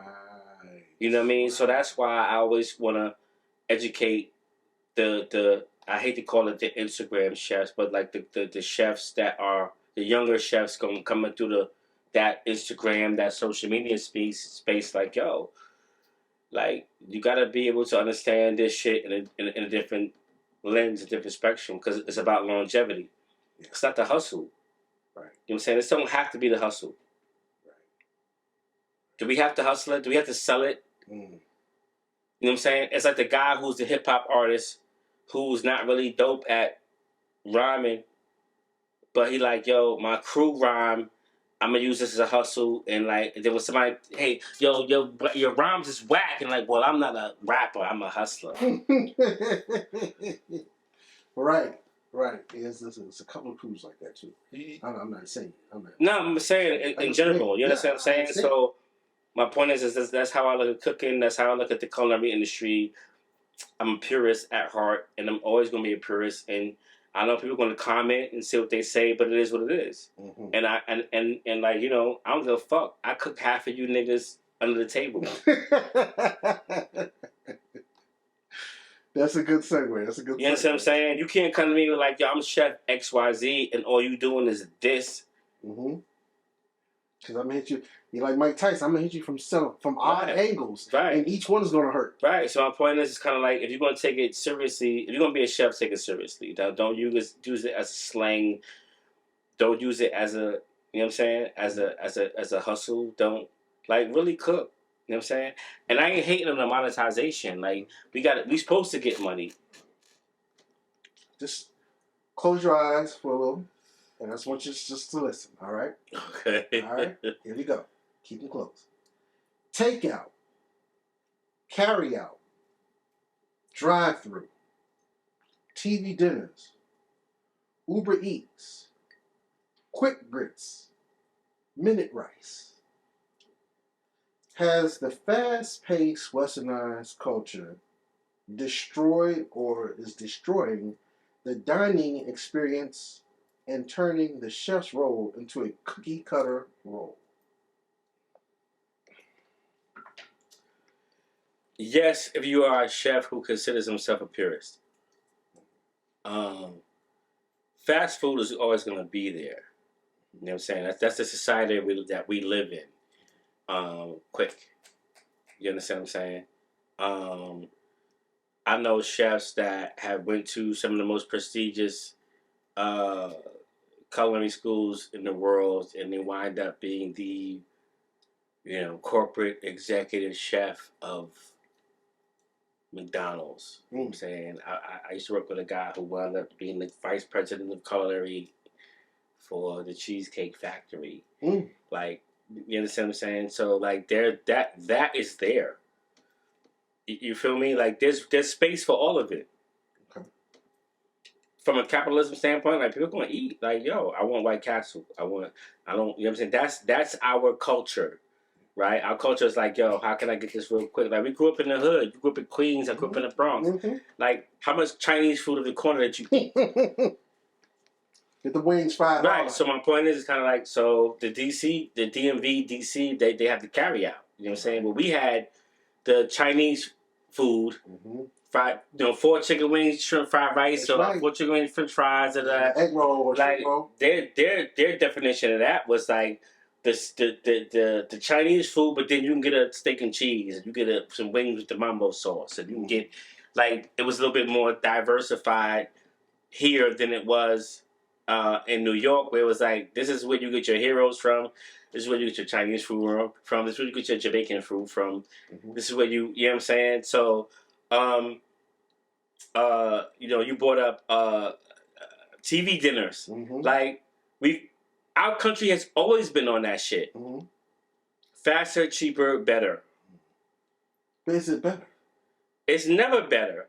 It's about convenience. We are a country of convenience. We eat in convenience. You know what I'm saying? Like, I grew up eating in a survival space, right? But the country is like, we're gonna eat. We're gonna do this on convenience because people don't want to cook. And the first 3 letters in convenience is con. Con, right? So I'm gonna give it to you faster, cheaper, less quality.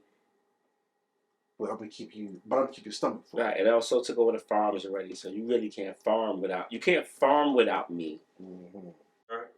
You make it faster, cheaper, and make it taste better. It's like drugs, yo. Right. You make the drug faster, cheaper, and the high is better. Like, you understand what I'm saying? So crack. That was crack. Yeah. So that was crack. So they push us away Fast, from cheap, and right. strong. They push us away from farming. They push us away from livestock. They push us away from vegetarianism and plant based because they make it so goddamn high for us to. You know what I mean? Mm-hmm. Why do you have to have a 6-figure salary to eat healthy? And then you ask, what is the cost of living? Right. Ooh. I see a Path Bars closed. I see A&P. I see all that shit. I ain't never seen a Whole Foods close. Indeed. No disrespect to Whole Foods. No, they doing their thing. Yeah. I fuck with Whole Foods. I go there. I buy shit from there. Have you ever seen one close? No, never. You know what I mean? Matter of fact, it's expanding. Your follower's been like, yeah, I saw it close. I've never seen it close. Mm-hmm.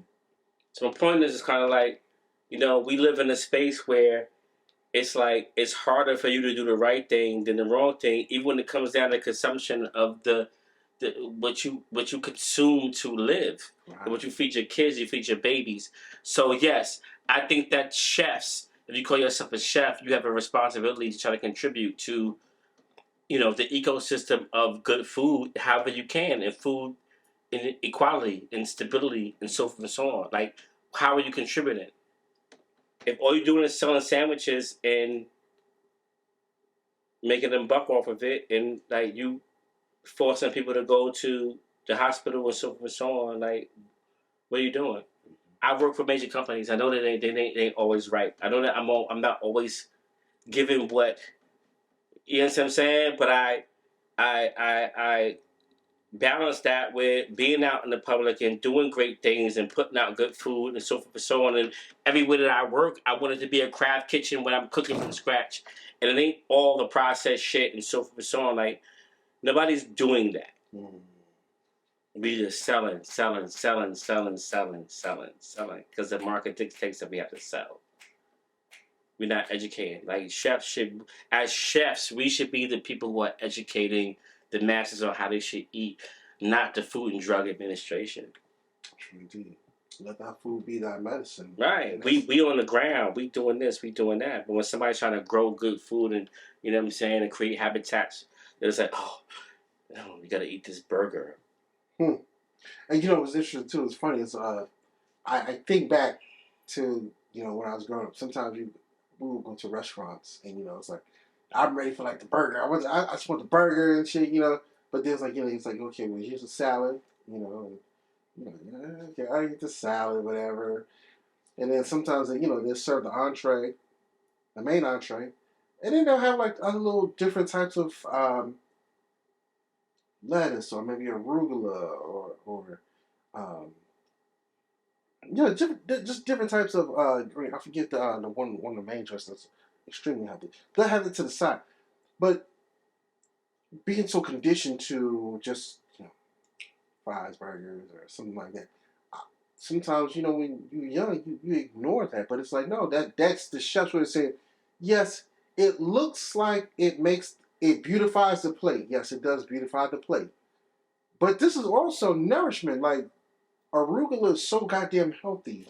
So even as you're a doctor by trade, right? Mm-hmm. So even as a doctor, you may have had a couple of more classes that I had in terms of like nutrition and what you should eat, just because you chose that profession and you chose that discipline. The average person don't get that. Right. You know what I'm saying? The average person and where we grow up and people who look like us don't get that. So how can you be mad at the chefs that don't understand? My rule is like you can't cook past the level that you've eaten. True. If you ain't ate it and consumed it and experienced it, how the fuck could you cook it and serve it in earnest? Yeah. Come to think, I'm like, damn, like I've had Swiss chard served to me. The arugula and like these are some of the most nutrient dense forms of vegetation that you can have with all the vital minerals and vitamins in there, but we kind of ignored them a little bit. Right, they would rather push foods that they could continuously make cheaper and in more abundance than foods that we can actually eat and consume and be healthy and live longer. You know what I mean? They push the things on us that give us disease and give us, you know what I'm saying? Because they make it more, they make it more accessible. Because you go up and down the aisle, so you go in the Whole Foods, and that's capitalism. And I get capitalism. Thank you. I ain't upset with capitalism. Even back in the day, like, you know, even in the you know, in the black you know, spaces and like the black communities, like if you go to Harlem, you go to the Bronx, you go to Brooklyn, like it's a lot of black people that own shops and own you know, grocery stores and so forth and so on.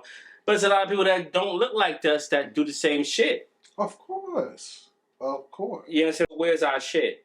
And that's why I'm calling on our chefs to be like, yo, I get it. We wanna cook across the diaspora. We wanna do all that shit. We wanna link our names to historical spaces and food and black and all other shit or whatever. But what are we doing to infiltrate the food system right now? What was that shit? What was that movie? Three the Hard Way. Yep. Wasn't that about a mad scientist dude that was trying to pollute the water system in Detroit? Yep. And it just killed the black people? Yep. Makes you think. So, like I said, dystopian, but could it be true? I want to see more black chefs I want to see more black chefs in the United States with a seat at the table in determining how food is delegated and pushed into certain sectors of the United States. You know what I'm saying? Because I don't think that we have representation in that. Mm-hmm. I could be wrong. I think there should be some type of governance council that really does true inspection. Because I put it to you like this, like for instance, in pharmacy, all drugs from a manufacturer have lot numbers, expiration dates, and DC codes. So you know exactly what the drug item is, the drug batch that's going out, when it expires, and the lot number, so that if something goes out, and let's say there's a recall on a specific batch, we can trace that lot number back to all the different locations it went to. This was lot X went to... And the food industry did the same thing with like farm to table and all other bullshit, where it's like, yo, we can take this cow and we can trace it back to, you know, you can sit down and have a steak and we can trace it back to the cow and the stable and where they grew up and what they ate and so forth and so on. But they monetized that shit. It wasn't like, yo, we doing this because we want you to understand where your food came from. Right. You know what I'm saying? The market, because we do 23andMe and all that shit is monetizing you finding out where the fuck you came from. Right. It's just saying like, yo, I could show you where you came from if you want to donate to this, da da da da. It's kind of like, give me money and I'll show you how to live. Well, other countries don't fucking do that. Yeah, other countries do fucked up shit. I get it. But we monopolize. It's like a chain reaction. It's like the mouse, the hamster in the wheel. Like we just keep doing the same shit over and over and over and over again, and it's only in our communities. But you know what's interesting? As you say that, other countries.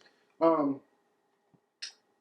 find it interesting that in many of the European countries, their culinary and food standards of integrity is so much more stringent than the United States. Like, the shit that is permissible in the United States is banned in other countries. And that's what bothers me. It's like the U.S.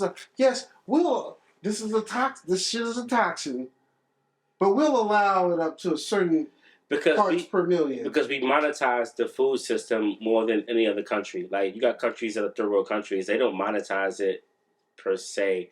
But like, you have countries that'll be like, they'll hold on to it before they give it to the masses or whatever. Mm-hmm. While we'll mass produce it at a cheap level and feed it to our people, make them pay us for it. You understand what I'm saying? And then find ways to, you know, help them once they start getting conditions. And it's like, okay, well, I got this. You know what I mean? That's why we have to have a seat at the table. I think Latino people should have a seat at the table. I think if the Food and Beverage Administration on some real shit, there should be white representation, black representation, Asian, you know what I'm saying? Latino. It should be like a group of people that's sitting there like, yo, how the fuck do we make sure that the people who live in our country have the basic fucking nutritional value of everything that they eat, regardless of what nationality they are? Well, the corporations will push back and say, well, The corporations put back like, oh, that's socialism. Everybody has the same shit. Right. Are you looking out for the people or are you looking out for yourself? Is it an oligarchy or is it like, are we trying to feed the people? That's my point. We monetize every fucking thing. Everything, yes. You know what I mean? Don't think the food industry and the healthcare industry ain't intertwined. Like, it's all the same 100%. shit. You know what I'm saying? 100%. Okay. I would ask you this. Again, in the lane of science and technology, do you feel that in the advent where we are now, artificial intelligence and robotics and automation, should chefs and cooks and just kitchen staff in general, should they worry about their job security? How do you feel about that? I don't feel like, from a chef standpoint, that we have to worry about our jobs. I think that maybe the average everyday cook may, or the average everyday cashier may. You know what I'm saying? I mean, it's been 25 years since what they introduced, the speed lanes at supermarkets and like do it yourself, whatever. There will be a process of maybe like 3D generated protein, things like that. I see that infiltrating the system. We may be eating that shit now. Like, yo, what camera? This one and this one is your best one. Soil and Green. Soil and Green, the movie to see. Watch the movie Soil and Green. I know it's it's in the 70s, old school, whatever. But watch that, and I think that people will understand that is coming to fruition today, and maybe in not such a harsh reality, but they want to feed us cheaper. Facts. I mean, they want to feed us cheaper. Yo, so the future of foods, Bill Gates. Read that. The future of food is Bill Gates and Elon Musk and that type of shit. You know what I'm saying? In the United States of America. I don't know about globally. You know what I mean? When I go on vacation, I go to Jamaica. My system is right. Like, you know what I'm saying? My body is like, you know what I'm saying? The fruit tastes different. This tastes like, you know what I'm saying? You know what the number one restaurant in Jamaica is? What? KFC. You know why? Because in Jamaica they breed their own chickens. They don't use the chickens, the modified chicken. They breed their own chickens. Interesting. You know what I'm saying? There was a point when KFC couldn't call them. They went to KFC, and don't quote me on this. It's conspiracy theory shit, right? It used to be called Kentucky Fried Chicken. They went to KFC because how they was breeding the chicken. It was like they was the bodies, the governmental bodies. Like, you can't tell us that this is. Can you tell us that this is chicken? Kentucky Fried Clone. So it was like, okay, well so you can't call it chicken until you tell us and you show us it's chicken. Chicken, right? So they went to KFC. Kingston KFC, Kingston Fried Chicken. But we went to Jamaica, and the driver was like, "Yo, KFC," and I ate it. I'm like, "Yo, it's a totally different fucking experience." Kingston Fried Chicken. Kingston blood. You know what I'm saying? It's the whole. I say like I go to different countries, and like my body reacts to the food differently. Even the digestion of it. That's what I'm saying. It reacts differently. When I get home, you know what I'm saying? Like I'm out of the country. I'm constantly my you know what I mean? My movements and everything. When I get home, that's when you get the bind up. That's when you get because of the shit that you fucking eating, bro. Right? There's no interest in there's no interest long term in preserving society in terms of eating. If you know, you know. If you don't, then you're gonna eat this shit. Wow. Great job, Bob. Great job, Bob. Chef, I want to ask you this question. We did this one. We did this one. Oh, okay. We're knocking them down. This is personal. Do you feel? Mm-hmm. Do you feel like you've accomplished everything you wanted in the culinary world? And if not, what else is motivating you to continue? So, do you feel like you've accomplished everything that you wanted in the culinary world? And if not, what else is motivating you to continue? No, I haven't, and because I'm an artist, and I will never be satisfied. You know what I'm saying? For me personally, I think I've accomplished everything I want to do from a entrepreneurial, a professional, and or a culinary like food acumen standpoint. I think I've done all of that. I pushed myself, but I think that a real chef, you can't call yourself a real chef if you're not constantly trying to be better and trying to learn more shit. And you know what I mean, you can't one side yourself. You're an artist, so I can't really tell you what I feel like I haven't done because I've done a lot of shit. But I think I'm never satisfied. So I don't know if that answers your question. So basically, no, you're not done. You're unsatisfied. Is there anything that is kind of biting at your spirit that you kind of like? You're like, this is my next venture. This is my next. Like Ernest Hemingway was a man of so many.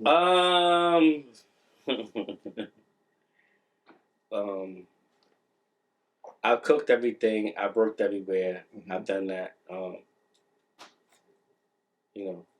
Book projects and other stuff that I'm working on. So yeah. I think from a Pat Turner standpoint, hands to feet, I've done everything. I think now I'm at a space where I'm trying to put the information out there and give them information to people so they understand what the industry is about and what it is. I think I think that we have I don't know how to really say this, but I think that we have experienced an influx of bad food because I think that the social media places and so forth is when I love social media. I think it's dope. It does a great thing, but it makes everybody feel like they can do everything. Mm-hmm. So there's an influx of bad shit that now you got to decipher from. You know what I'm saying? Now it's like, oh my God, that looks great, but it may not be quality. It may not taste good. It may not. You know what I'm saying? My job is to make good food for the people. Mm-hmm. And I think that it's a little bastardized now, whatever. But I as an economics and finance major, so I understand that the market always resets stuff. Okay. That was good. That's good. When it's all said and done, how do you want your name and legacy associated to the annals of culinary history? Ooh. I want people to look at me and be like, "Yo, he was one of the last of the Mohicans. He was one of the last, not last, but he was one of the great black chefs." You know what I'm saying? I don't need to be. I don't think that. I think that white chefs have always gotten the benefit of the doubt, whereas black chefs we always have to, crazy prove. Then I think that caused a disparity amongst us in terms of how we dealt with each other, and it was over competitive. It's like most shit, like, you know what I'm saying, when black people try to do shit, and people of color try to do shit, and it's like, oh, y'all gotta really kind of like compete with each other. And then there's people that's like, I would definitely like to have people have said like I try to bring people together. I try to give people opportunity. And when it's all said and done, I cook some great food because that's what it's about. It's about cooking great food and people being like, "Yo, that shit was good." And I went home when I wasn't, in the annals of the underbelly of the culinary industry was like, "Yo, you never let somebody leave your restaurant hungry. If they left your restaurant hungry, you did something wrong." Keep satiated. Okay. You know what I mean? But from a black standpoint, it's a continuous process because we still have to figure out each other. You know what I mean, and what we doing, and how those black culinary spaces look. And there's people that have to. There's people who are chefs that are certain generation and like don't even look at what happened. Like, I gotta do this. I gotta do that. I gotta cook this fried chicken and waffles. Like it's all I gotta do. This I gotta do. Like we sell everything. Right. You know what I'm saying? We sell everything. Like people watch us sell. Yeah. You know what I mean? Asians don't sell everything. They sell to each other. Italians don't sell anything. They sell to each other. All the ethnicities we and that's where I get confused. I'm like, people are like, yo, I'm branding.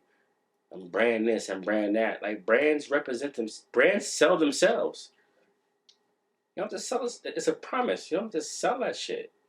If you telling somebody like, yo, I'm working on my brand, basically you saying like, yo, I'm trying to force what I'm doing on you. Chef, I can't help but also notice there's points during the year where all of a sudden you're not accessible or you're a little more focused. And I'm like, what's going on? And then it's like I realize like, oh, okay, he's with the kids. He's doing everything. You know what I'm saying? And I respect that. Thank you. One thing I do notice too is, social media, you'll post your daughter's always cooking. You post some of the meals that she makes. So your daughter cooks now. Who knows what she may become? I know she dances. She's a performer. She really performs. But she's into that culinary world too, right? Kinda. Yeah.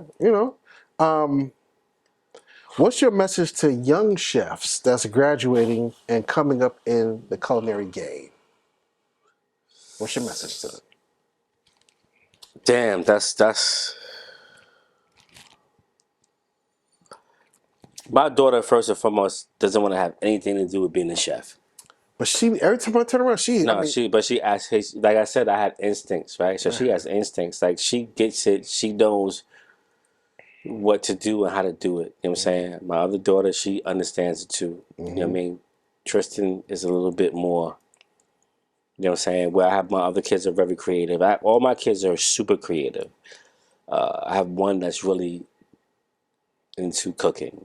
You know what I'm saying? But she'll tell me all the time, like, yo, you could be a chef. She's like, I don't have, y'all work way too hard.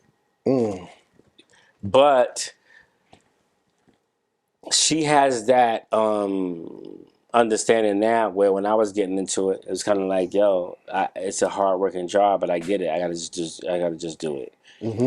So my message to younger chefs is kind of like, don't half step, man. I got a girl that works for me now, and she's getting a bachelor's degree in culinary arts, which is everybody doesn't do that.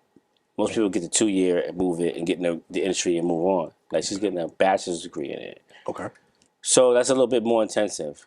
I would say, like, if you don't have the instinct for it, like, don't just do it because if you get a bag off of it, do it. I can't hate on the bag. If you really want to be a chef and you want to be a culinarian, like, you know what I'm saying, look at it as an art. Look at it as an art form. Try to find a way to monetize it. Don't oversaturate it, because at the end of the day, every time you evolve, you take something away on the bottom. Evolution is not without costs, right? That's true. So every time you evolve, you take something away. And we got a lot of people, I know a lot of old head fucking chefs that's like what we call fallen soldiers, that's still thinking like this. They're still thinking like how it used to be. Like, nah, that's not what it is. We gotta be able to, it's like hip hop. You gotta be able to Be fluid. you know what I'm saying? I saw that shit where it was like Big Daddy Kane was talking on a meme, I mean on social media, and he was doing a project, and he did a project, and he was like, I don't like it. He didn't like it because like the next generation was on the 4, well, was on the 8, or was on the 2. He was on the 4. You know what I'm saying? Yeah. 1, 2, 3, 4. But it was like, Yeah. he said, I didn't put the project out because I noticed I was on the 4, they was on the 2. Right. I want the young generation to understand the 4 and the 2. You know what I'm saying? There's a relationship with digital and analog. That's right. You got to understand analog to understand digital. Correct. Yes. If you all digital, you can't understand analog, and then you're just gonna go without understanding. Then the shit fall out. I don't understand because you never sowed no roots. You never sowed no seed. So you feel like your message to the chefs that are coming out now is getting a firm, rudimentary grounding. Cook because you want to cook. Don't cook because somebody dictates like you got to cook like this, and like if you want to cook, cook. Be your own person. Divest, like go into your culture, like understand that, like don't do it. You can't. If everybody's doing one thing and you just doing it, you're not a fucking chef to me. I'm sorry. Gotcha. If this shit come out tomorrow, like yo crab stuff asshole, and everybody's doing crab stuff asshole, nah, crab stuff asshole, and you go doing it, you doing it, and you doing it like you're not a chef to me. You just doing. But if you creating and you showing and you know what I'm saying? Like I can tell a chef from a cook in a minute. There's a difference. Okay.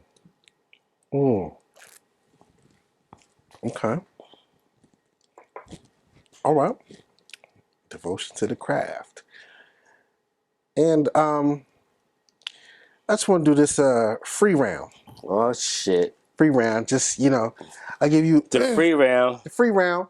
I'm gonna throw these names out, and you just give me what comes to your mind what comes to your mind when you hear these names or titles and things like that. All right. Julia Childs.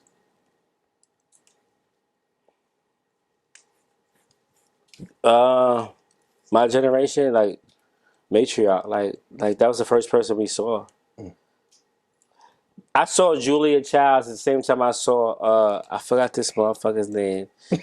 He was a Louisiana motherfucker, like ooh wee guarantee, that guy. Oh yeah. Damn. From Julia Childs was she was a pioneer. Okay. From a culinary standpoint, she was a pioneer. Okay. All right. Battle of the Chefs. And okay, I say Battle of Chefs and all the TV chef battling shows. I think it's dope. Like all that shit, but I don't think it's. I think it's dope. I think that it's not all real. I think a lot of it is for TV, which I understand. Like you gotta create a production. You gotta make it to where somebody wants to watch it. I grew up through the culinary industry. Like a lot of chefs is like they didn't like that shit. But I think there's a space for it. I'm cool with it. Okay. G. Garvin. G. Garv was one of the first chefs in my, me coming up, I saw on TV. Um, yeah, of course we hated because he was the only black chef I saw on TV. So the competitiveness would make you be like, "Yo, what the fuck? I could do that. What? Oh, he's doing that, nigga. What the fuck is he? I did this shit already." Yo, I had an opportunity. Damn, can I say the company? I won't say the company. Come on. I had a meeting with like Viacom, and they wanted to do some chef shit, and I came into the meeting and they had these storyboards and was like, "We want you to be the hip hop chef," and it was like chef jackets with like, Gucci and like big ass chains and shit, and I was like, "What? This is real talk." And I was like, "Nah, I'm not doing that. Like, I Are you won't do that. serious? Nah, real talk." I said, "I won't do that." Like, and this is in the '90s, and I ain't. And maybe I was off. Maybe I should have jumped on it, but I was like, nah, because it was an integrity piece to me. I felt like it was. And when I saw what they actually did, I was like, I did the right thing, but and not to put no names and people together. Right. But I didn't. I was trying to be a serious chef. I wanted people to really take me seriously, and at that time, I didn't feel like if I did that, I'd be taken seriously as a chef. I would only be, this character, and I didn't want to be a character. I wanted to actually be a chef and be a culinary. Like a purist kind. Yeah. That was actually it ruffled me, and like I lost. Seems like a pop. Same way we say in hip hop, are you more of a pop than Right, but you know what I'm saying? Like, we didn't know what this was going to turn into. So Right. if I knew what this was going to turn into, I don't know, would my decision be different? Do you think that you would? I don't know. I was such a purist at that point. Like, I don't know. You know what I'm saying? I was getting paychecks. I never looked at it as an overly monetized situation. I thought I was cooking good food for people, and people was understanding it. Let's say they did come back to you today. Like, look, hey, chef, we see all the stuff that you do. Nah, the hip hop chef, never. Yeah, okay. No. All right, okay. It's too many niggas. You should have saw what I saw after that. I was like, oh my God. Okay. Paula Dean.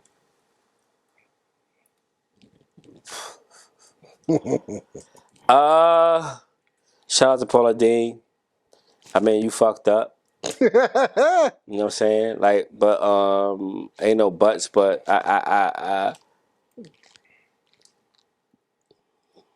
you fucked up. Like, you capitalize off of, you know what I mean, off of niggas, and you said niggas, so you capitalize off of niggas, like, and like, black people were very forgiving people to the floor. Shout out to Paula Dean. Don't ever do no dumb shit like that again. Celebration of plantation life. Like, yeah, you getting what you deserve. You got what you deserved, but like, that's some whack shit. But that just goes to show you, like, we still got people who, I hate to use the word culture vultures, but like, you know what I'm saying? It's kind of like they will take your shit and run with it and put the resources behind it that you don't have. Correct. And like, yo, I did this shit. I invented fried chicken.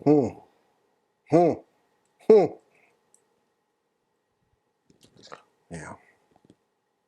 So,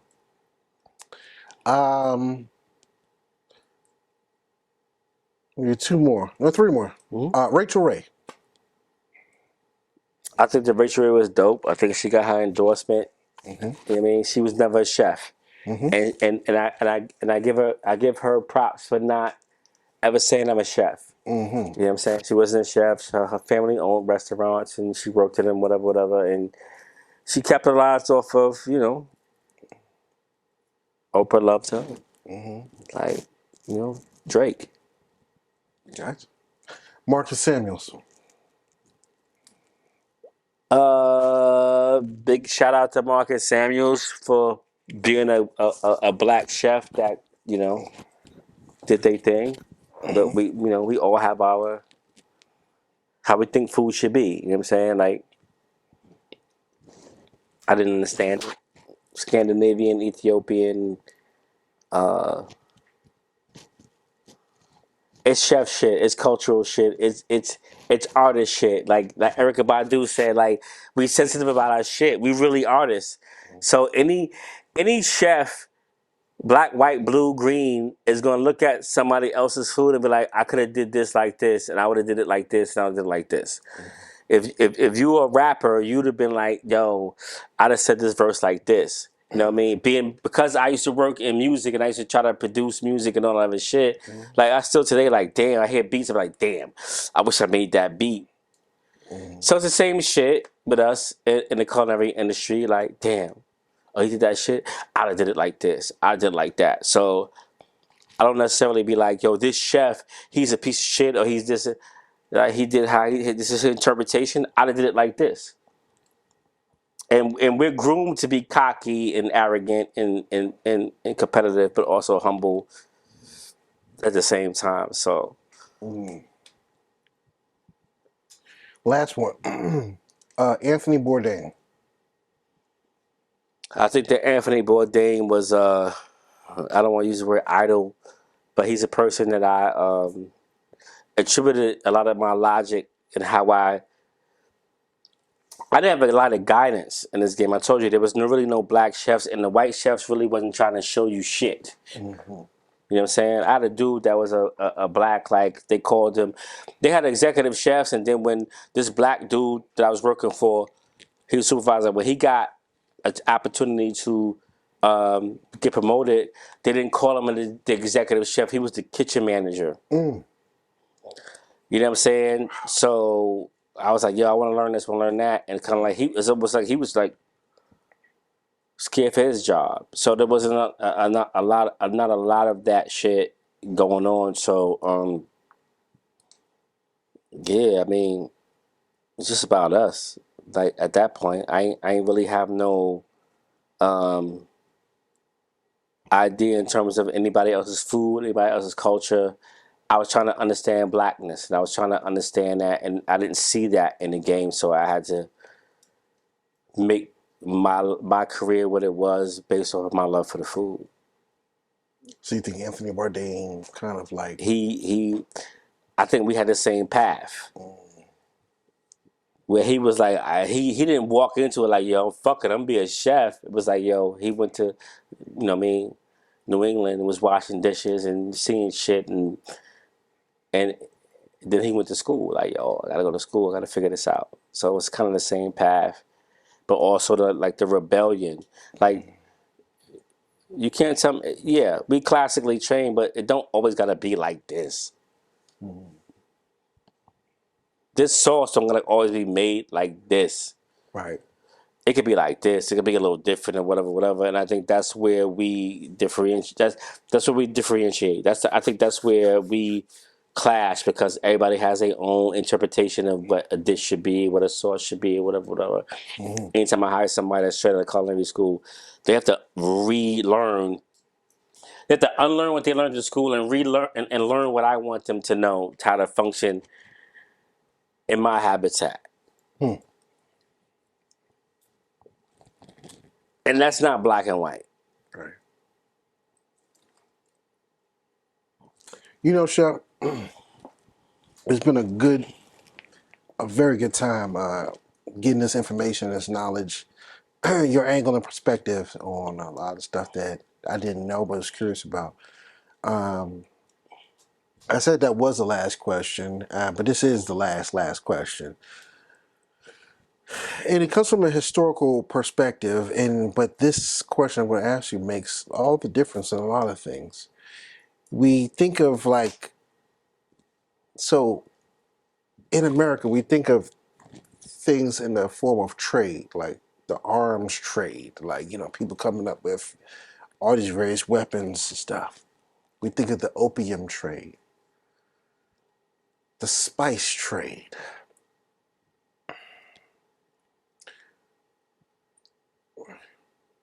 I think of the spice trade sometimes, and I'm like, man, vegetation, spice comes from vegetation.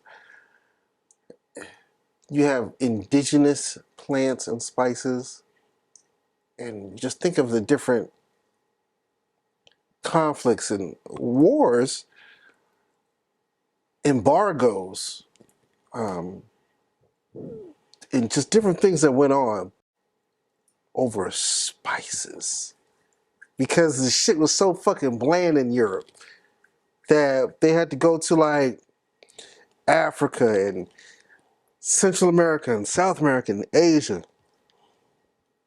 to get these spices to add some zest to their food. Just real quick, man. You know, like, what's your thoughts on like the spice trade, man? It was about money. Uh-huh. The slave trade was about sugar. Mm-hmm. You know what I'm saying? It wasn't about cotton. You know, cotton came down later on. Mm-hmm. It's another one of those things, like I said,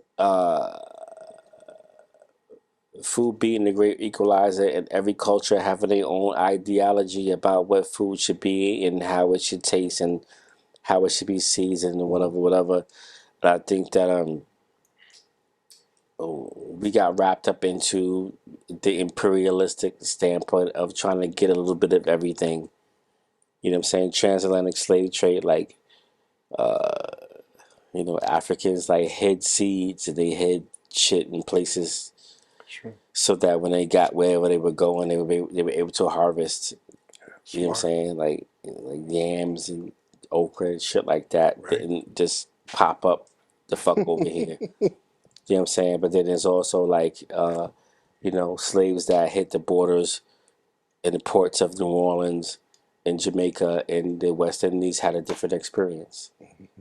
You understand what I'm saying? So I feel as if I would hope that one day we can all transcribe those experiences together, you know what I'm saying, and do great things. But, there's always separation in certain spaces. So Jamaicans and Europeans and Africans and whatever spices they have, they owned it. That's what they did. That's who they were. So we can't sit here and not think that everything is intertwined food wise. Right. Same thing like religion. Like it's the same shit. Everybody got a different story. Right. You know what I'm saying? Different characters. It's food. It's how we eat. It's how we stabilize our lives. How we nurture ourselves. Why is it so fucking difficult? Mm-hmm. Why? It's not an ideology like religion. It's not. Right. It's not politics. Right. You know what I'm saying? It's food, water, and shelter. Why is that? Because people are dictating how we should eat, how we should drink, how we should live, how we should survive, and nobody's saying nothing about it. And like, so I want chefs to make money and do their thing and live their life, but I want them to have that in the back of their mindset, like, yo, what's the greater good? If there's a greater good in terms of food, like, what's the greater good? Like, because our country has so many. I think our country has like. There's no reason why homeless people should be starving. Thanks. If we could send hundreds of billions of dollars overseas to fund wars, why are the homeless people in America starving? We got city gardens all across the country. True indeed. You know what I'm saying? Why? You know what I'm saying? I was laughing at what's the guy's name, Orlando Brown. Yeah. Yep. He was like, "Yo, you charging us for water? You charging us for apples? You charging shit that God gave us for free?" Mm-hmm. City gardens should be prominent all across America. Right. So we have these things like, these centralized kitchens in the hood and so forth and so on because somebody is infiltrating the food system and allocating it where they want it to go. Or else you're going to have that. Like, it'd be food. Right. It'd be food. Right. Right. There's nations in Africa that are at war. What they do, they embargo. They cut off the food supply to places. Yes. Yeah. And what we do is like we ignore all that and we give people like fast food and I can bring the food to your crib. Mm-hmm. Convenience. And you can we on that. We not on damn how is my kids gonna eat healthy? Are they going to live? Are they going to have cancer and diabetes and obesity and all these other things that our parents and our grandparents and everybody died from? Because they ate fucked up diets that they didn't know that they were getting.